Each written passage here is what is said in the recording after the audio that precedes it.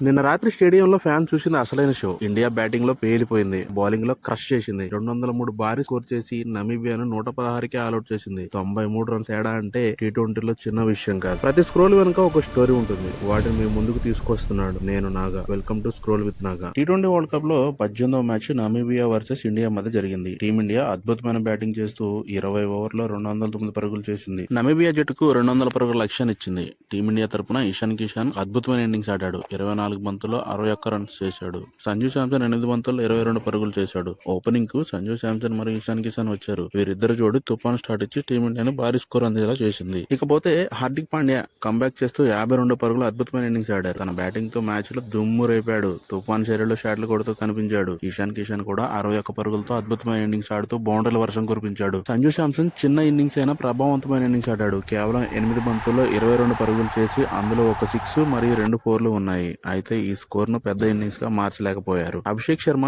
గైర్హాజరులో ఆయనకు మంచి అవకాశం ఉన్నా దాన్ని కోల్పోయాడు. ఇండియా మరియు నమీబియా మధ్య తుఫాన్ లాంటి మ్యాచ్ జరిగింది. నమీబియా జట్టు మళ్లీ టీమిండియా చేతిలో ఓడిపోయింది. నమీబియా బౌలింగ్ కూడా బాగానే చేసింది. వికెట్లు తీస్తూ మంచి ప్రదర్శన కనబరిచింది. బ్యాటింగ్ లో కూడా నమీబియా ఆటగాళ్లు బాగా పోరాడారు. 4లు 6లు కొట్టారు. స్టేడియం అంతా హౌస్ఫుల్ గా కనిపించింది. ఇండియా ఇండియా అంటూ నినాదాలు వినిపించాయి. పెద్ద పెద్ద 6లు కనిపించాయి. క్రికెట్ వాతావరణం ఎంతో ఉత్సాహంగా మారింది. అభిమానులకు ఇది పూర్తి ఎంటర్టైన్మెంట్ మ్యాచ్ గా నిలిచింది. టీమిండియా వరుసగా 2 మ్యాచ్లు కూడా గెలుచుకుంది. అదే విధంగా పాకిస్తాన్ కూడా వరుసగా 2 మ్యాచ్లు గెలిచింది. గ్రూప్ లో 2 జట్లు టాప్ లో ఉన్నాయి. టీమిండియా నెంబర్ 1 స్థానంలో ఉంది. పాకిస్తాన్ నెంబర్ 2 స్థానంలో ఉంది. ఇషాన్ కిషాన్ 61 పరుగుల తుఫాన్ ఇన్నింగ్స్ ఆడగా సంజు శాంసన్ 22 ప్రమాదమైన ఇన్నింగ్స్ ఆడాడు. 278 స్ట్రైక్ రేటుతో సంజు శాంసన్ ఆడాడు. అయితే మళ్లీ అదే తప్పు చేసి పెద్ద ఇన్నింగ్స్ మార్చలేకపోయారు. అందుకే అభిమానులకు కొంత నిరాశ చెందారు. టీమిండియా ప్రదర్శనపై మీ అభిప్రాయం ఏంటి గాయ్స్? కామెంట్ చేసి చెప్పండి. వీడియో నచ్చితే లైక్ చేసి షేర్ చేసి సబ్స్క్రైబ్ చేయండి.